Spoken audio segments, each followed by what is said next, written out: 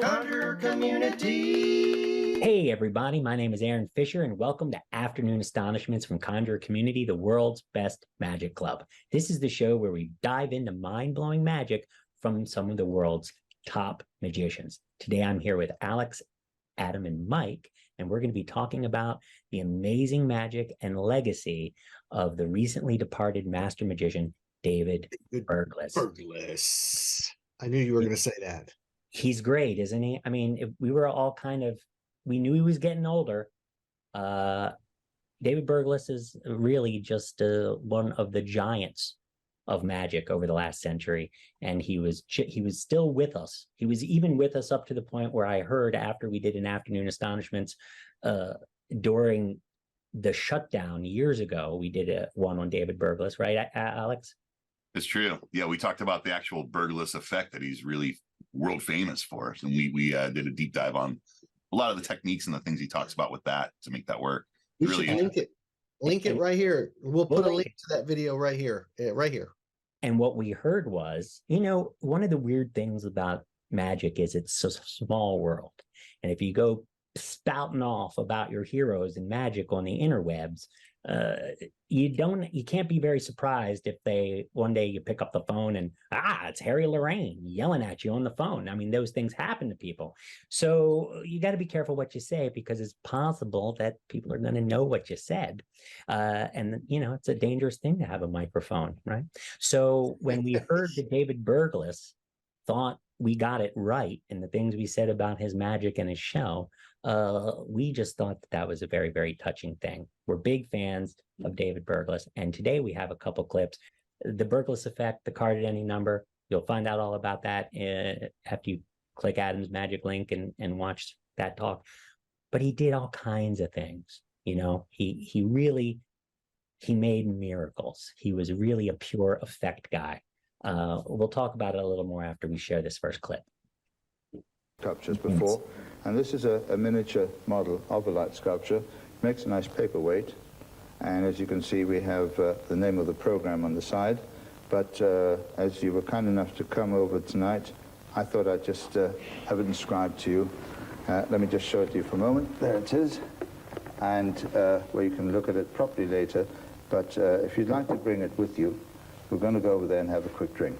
All right? All right, yeah. Don't forget your souvenir. You can look at it later.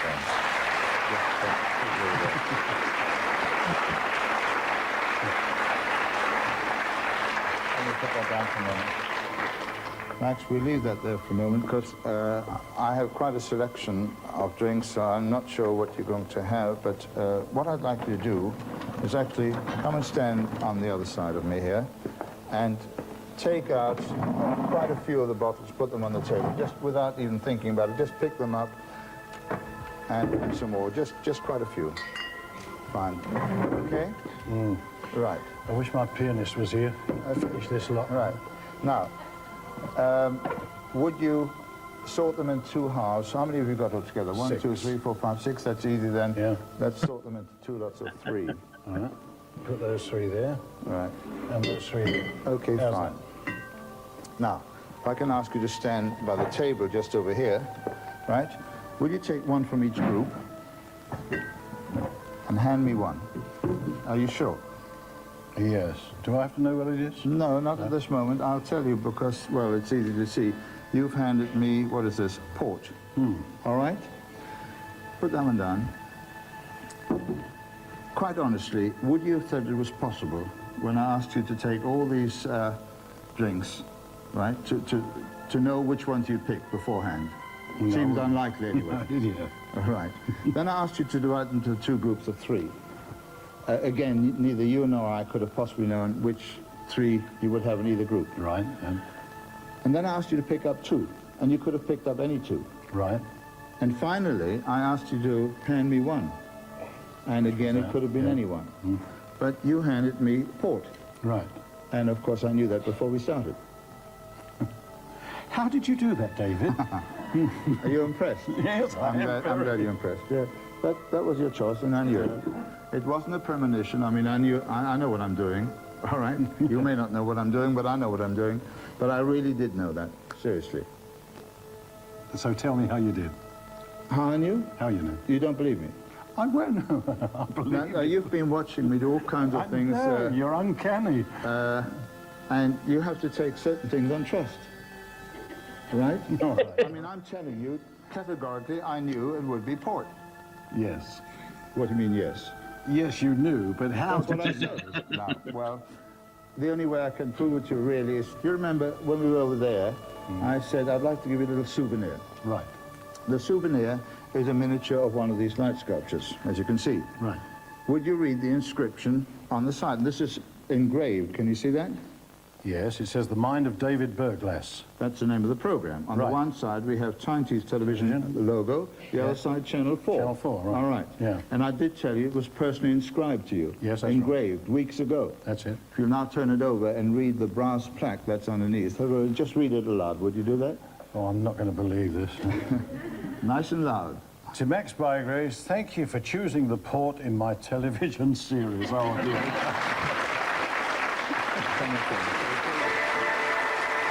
As we come back here, let's agree not to talk method, all right? It's the only thing to do. It's the right thing. This is the only thing I'll do to talk method. I'll say that if you wanted to learn these things, track down these books. That's Because right.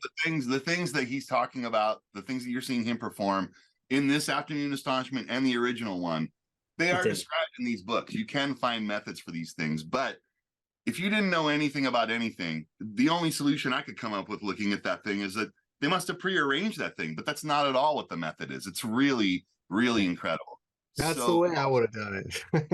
It is the way you would have done it. You know, what was so fascinating to me about watching this is that Berglas, he's got it. He's got the port, and that's skill.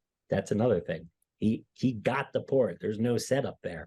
But then he spent all that time trying to get this host who is trying to be polite. He's trying to be, if you guys know what it's like to be on stage with a magician, you know what it's like to be trying really hard to be a good audience member, right? You don't want to mess up a magician. I've always wondered what's going through people's heads when they get up on stage and want to just be a terrible audience participant. But this guy was trying so hard. He'd be like, how did you know? How did you know? And Berglas keeps trying to get him to challenge him. He keeps trying to poke him to see if he'll say, he's like, I knew prove it. You just have to take it on faith. And he would not say, prove it. He was trying so hard to be polite. That ended up being much harder for Berglas than having this man freely select the port in a trick where there is no fallback solution. Either you get it, bro. you get it. His real gift is the gift of gab. Well, Berglas.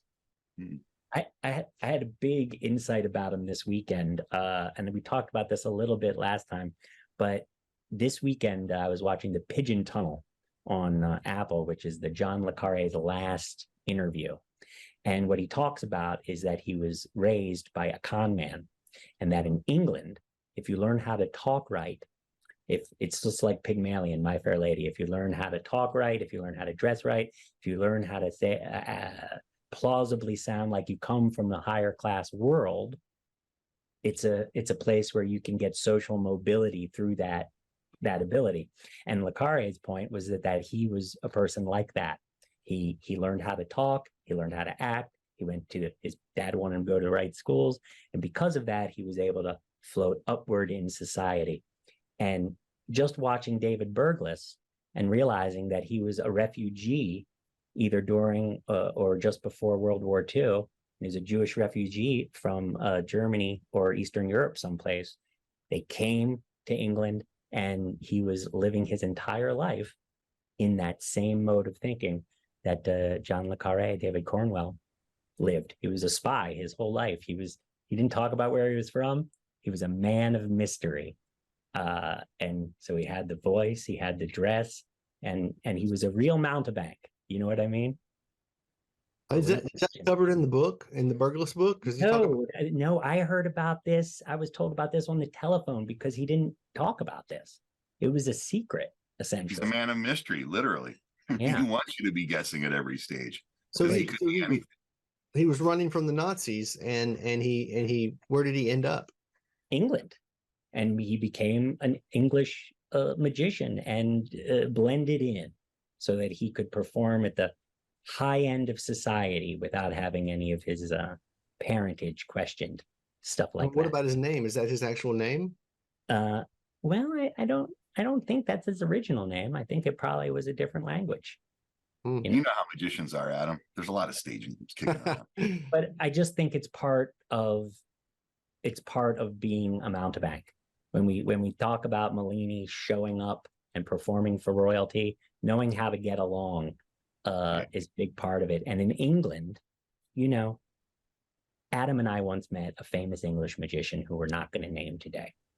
And we heard a lot about that famous English magician's life. But that famous English magician didn't talk about class, didn't talk about all of the ways that English society is a different thing than American society. Because it's like, if you're an American, what's the point? You won't understand it anyway. The reason I'm sharing this story about Le Carré is because he made a part of his living as a mountebank sharing things about English society that most Englishmen won't tell Yanks. So this is the only reason we know these things, is because we watch Downton Abbey, we read a little John Le Carré, and we watch Berglas again, and we say, this is England. Mike, had you ever seen Berglas do that trick before or anything like it? No, I haven't. I loved it. I thought it was great. And there was like some really awesome audience management in that clip as well, like straight out of the gate. It was pretty cool. It's astonishing how good he was at this stuff. Let's watch a different. He does one. We're going to have one more super juicy clip that we haven't shared before. And this is an entirely different thing. This one needs a little setup. Yes, Alex? Yeah, this one is you're definitely going to feel the times when this clip starts, right? You're going to see that the dress of everybody is definitely mid to late 80s, right? Because that's when this was shot. We had a little bit of illusion with the last one. They're wearing tuxedos, sort of timeless. But you're going to see when this was shot when you watch the next one, just by how the whole thing is shot, how it's edited, you're going to feel like it's a different time. But the effect is there, and that's what we should be watching for. And watch how Berglas just takes control and uses all of these things to, again, be the man of mystery and the winner at the end. It's really a great lesson. Let's check this out. Right, gentlemen. To just try. All right? No? Now don't use your knees or your necks. No levers. You're cheating up there. Has anyone managed to bend it at all? Without using legs, feet, necks, or their neighbors? Seriously, anyone? Put your hand up if you have. Nobody, of course not. Okay, now I would like to ask a lady to come forward. Any lady volunteers? Just a lady. You don't have to be strong, weak, anything else. Anyone like to volunteer? You don't have to put your hands up. There's one there, one there. Would you like to come out? Fine. Oh, she changed her mind over there. All right. Thank you. Would you like to collect one of the bars? I would like to collect one of the bars. Thank you. All right. Now, did you try and bend it, or did he? He tried. Did you have any luck? No. Okay. What I'd like to do is just stand here for a moment. This way around, okay? All right. Now, hold it like that, okay? And don't put any strain on at all. Okay? All right. Not too heavy for you to hold it like that for a while? Okay. Well, now, let's see. You're getting stronger. And stronger. And stronger. Don't look at the bar, look at me. Look at my eyes. Keep looking at my eyes. Take a nice deep breath. The metal's getting weaker, and you're getting stronger. The metal's getting weaker and weaker, and you're getting stronger and stronger. You're getting stronger and stronger. Don't look away. You have tremendous power, and you have a tremendous power. Don't look away. Look at my eyes. You can manage, and you're very strong, and the bar's weak. Doesn't matter if it springs back. Don't worry. Keep looking in my eyes. Don't look away at all. All right, try and cover it over if you can. Very good. Don't look away. Just look at my eyes all the time. That's very good. Just a little more. Excellent, excellent. You managed to start springing back now. All right, you can let go. You can let go. Look at me. Look what you've managed to do.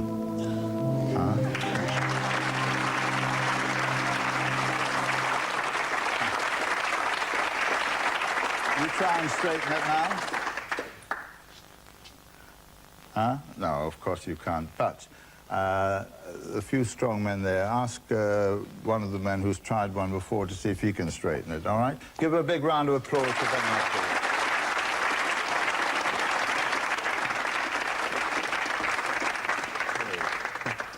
Now, okay. Well, in a few months, I'd like you just to hand it around. But whilst he's doing that, could I ask for 6 gentlemen to come up now? Now, gentlemen, if you consider yourselves particularly strong, do come up, please. I'd like 6 gentlemen from anywhere. Come on forward to show you one more experiment. Come on, 6 gentlemen. Just can I stress, if you haven't volunteered before, not if you've volunteered before, either on this show or any other show. Thank you. 6 gentlemen, you can put the bars down on there. All right, very good. Okay, fine. We have 3. I need another 3. Come on, very quickly. There's 1 coming over there. There's 1 over there. Have you volunteered before today? No, you haven't. Very good. And 1 over there. And a big round of applause for all these gentlemen coming up there. Put the bar on the table in the back there. Just put it down. Okay, gentlemen, thank you. All right. Now, I was going to try and demonstrate something with a chain like this, and then I found out from some experts that this chain has a... Somebody wants to test that out? This chain has a breaking power of 1 ton, and that isn't enough with 6 gentlemen, I think. So I have an even heavier one. Gentlemen, this has a breaking power of 5 tons. There it is. Now, we're going to have a little bit of fun tonight because I'm going to have a tug of war. So I'd like you to take the ends, please. It's quite heavy. It's galvanized steel and very heavy. That's what they tow trucks with. You hold on to that, and you hold on to here. All right, fine. A little closer there. Hold on to it for a moment. Okay, would you come a little closer? Hold on to it there, and you hold on to it there, and you hold on to it there. All right? Now, as you know, that the weakest link of any chain, the weakest part of any chain is its weakest link. So, gentlemen, just pull a little bit and see if it's strong. Is it strong? Of course it is, otherwise it would go somewhere. Now, would you like to just point to a link? Just point to one. That one there? Okay. This one? All right, fine. Let me put my hand over it like this. In fact, could I ask 2 of you to let go? If you'd let go, the last 2 and the last 2 there. Fine. And let's just drop it, sir. Fine. No, not you. You hold on to it, and you hold on to it with one hand, all right?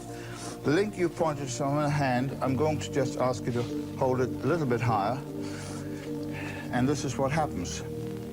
I will now try and get that link to actually open, the one that you pointed to. So, would you pull gently? Will you pull gently?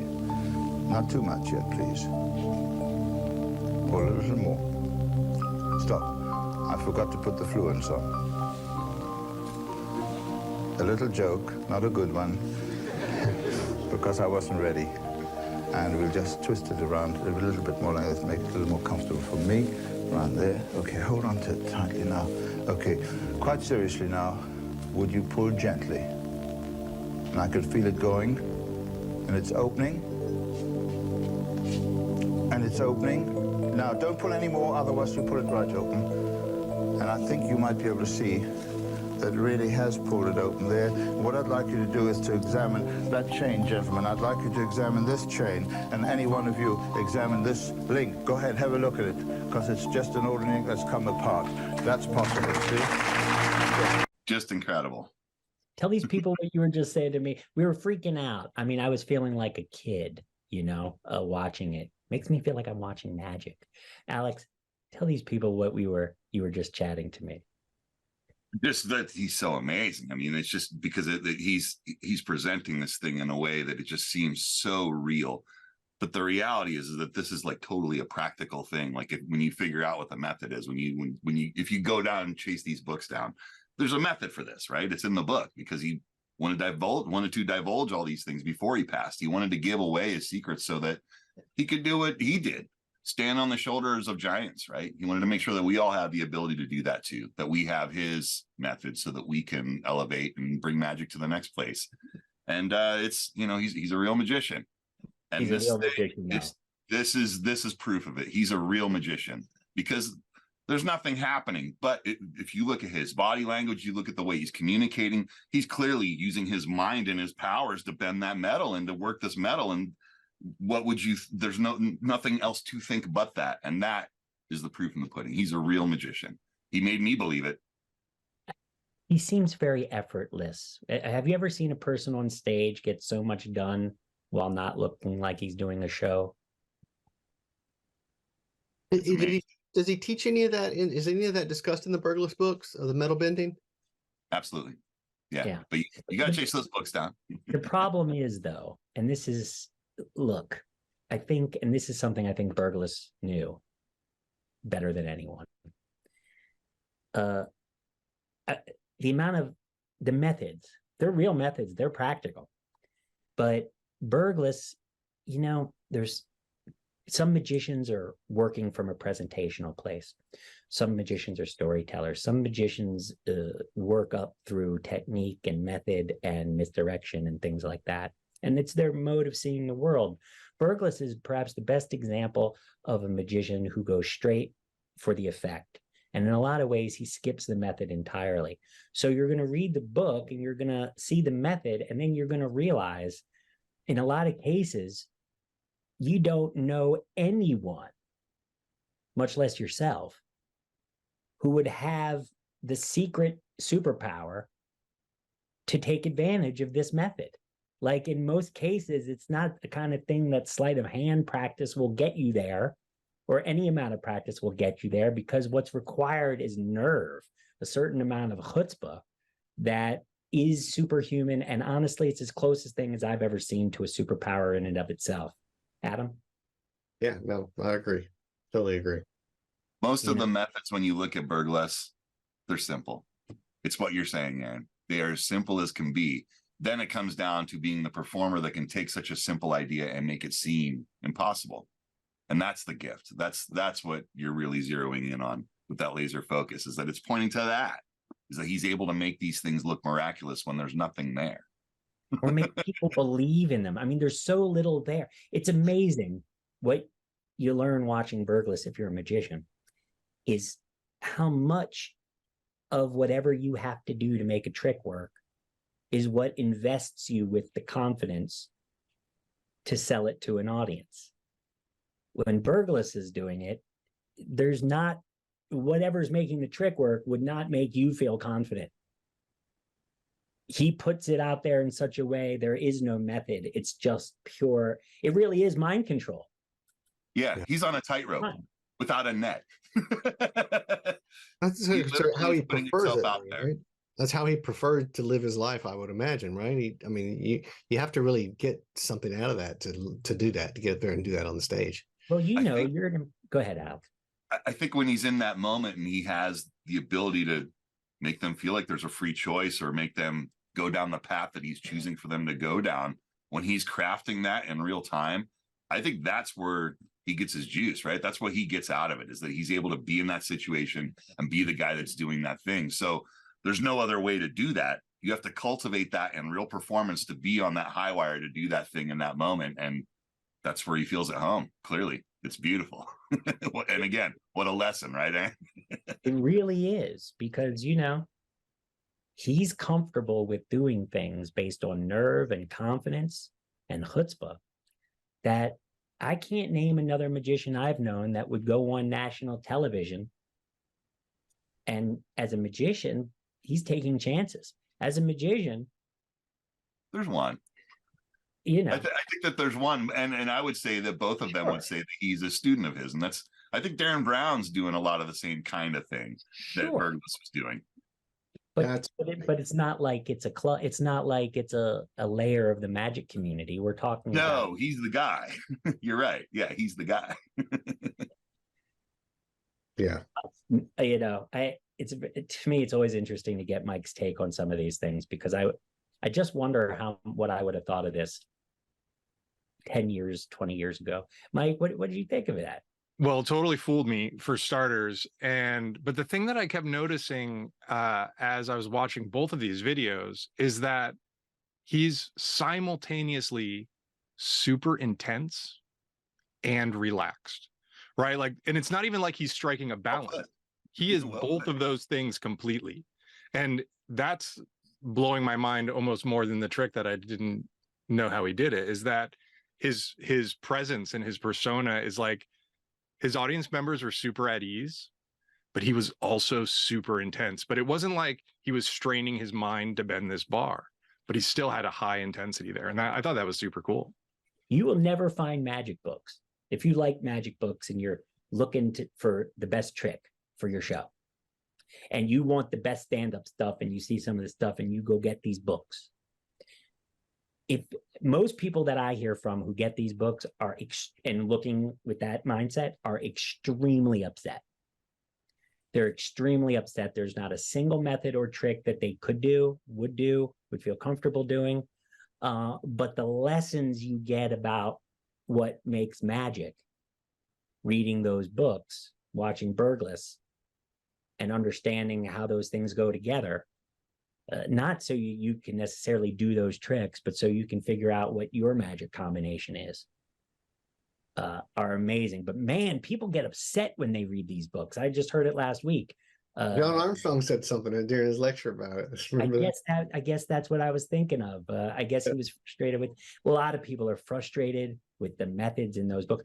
I find it to be very, very inspiring. But I have to say, I have yet to incorporate those routines into my show as well. You know what I mean? But I would argue that you have. It's just that you're doing it the proper way, which is you're learning the lessons that are being taught, and you're finding ways to apply those lessons to the magic that you do. And I think that's really what Berglas was at the beginning, is really trying to give us, because he knows that he's the unique guy that can do these things. He knew that when he wrote these books. He was just saying, well, here's how I did it. If you want to know, here's how I did it.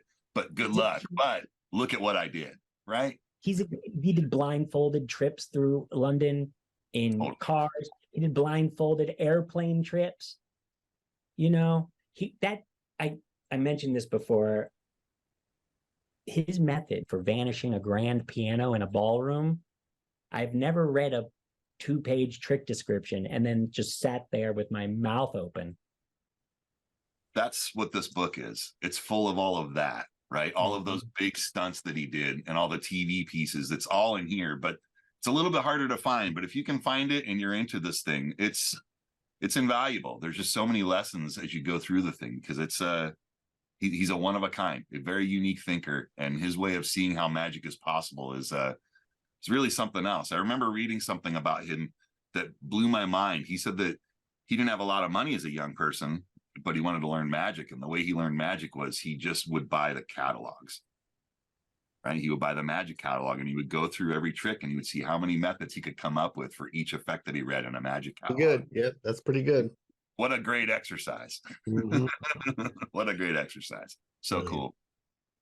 That sounds to me like a real original.